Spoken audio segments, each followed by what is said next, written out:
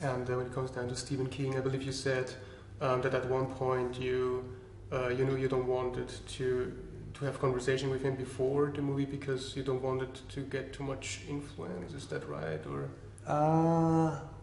no, I was never wary of contacting him. Actually, he's my hero. He's a literary hero, so I would have been thrilled to do it.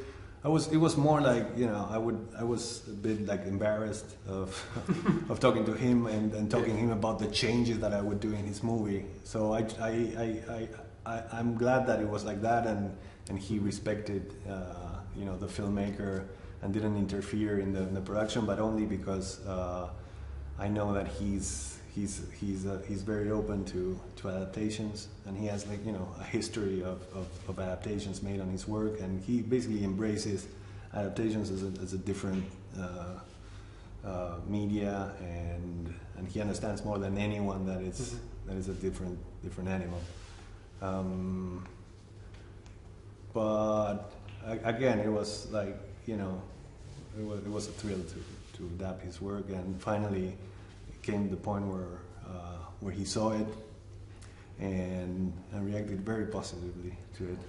Yeah, which means a lot to you, I guess. Yeah, well, at the end of when they told me they were sending the movie to Florida to show it to him, I wrote a letter to him saying, basically asking for forgiveness for all the, no, really? for all the stuff that I had changed, and he replied, "Don't worry, man, it's brilliant.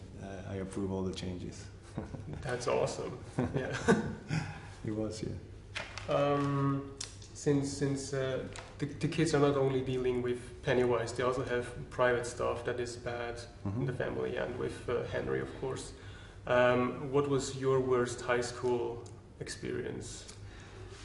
Or were you Henry? What? Or were you Henry? Your work? What? Or were you like Henry more than Henry? No, not at all. I wasn't Henry at all. You know, I was more like one of the losers. Yeah, bullying was probably my worst experience as a victim growing up. You know, you leave elementary school, you go into high school, which is sort of a jungle. And I remember that period, that change of period, which is, you know, it's the same basically period where of these kids, they're 13 in the adaptation.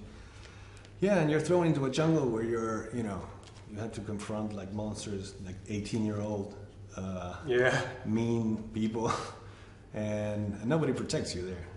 It's like prison in a way, you know. And that's the rite of passage, like going into high school, and it was geographically it was like 1 block away. Mm-hmm. Elementary school and high school, but it was a big step, let me tell you.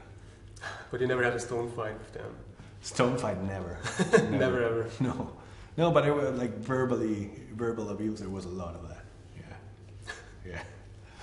Yeah. One thing I was interested in was when you watched movies when you were a kid and you didn't know how the structure of movies work. Mm-hmm. Do you look at movies, when you watch movies from other people, do you watch at movies differently now than you did years before, because you know everything about first act, second act, and everything? Are you still able to see the movie and the story, or do you see the dialogues and the camera work?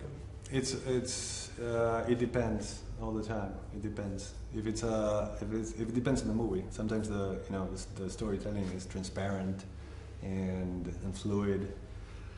And in those cases, I just go for the ride. And then there's special movies because they're very good, or there's the mark of that was left by the filmmaker or the narrator, or sometimes they are so bad that it takes you out of the movie. There's so many things that takes you out of the movie. Sometimes because the movie is brilliant, and it's like, shit, how did he pull this off? Or he thought about that. That's brilliant. And then there's the other case, and then there's those movies in the middle where you just go for the ride, and there's no questions made, and you just go for it.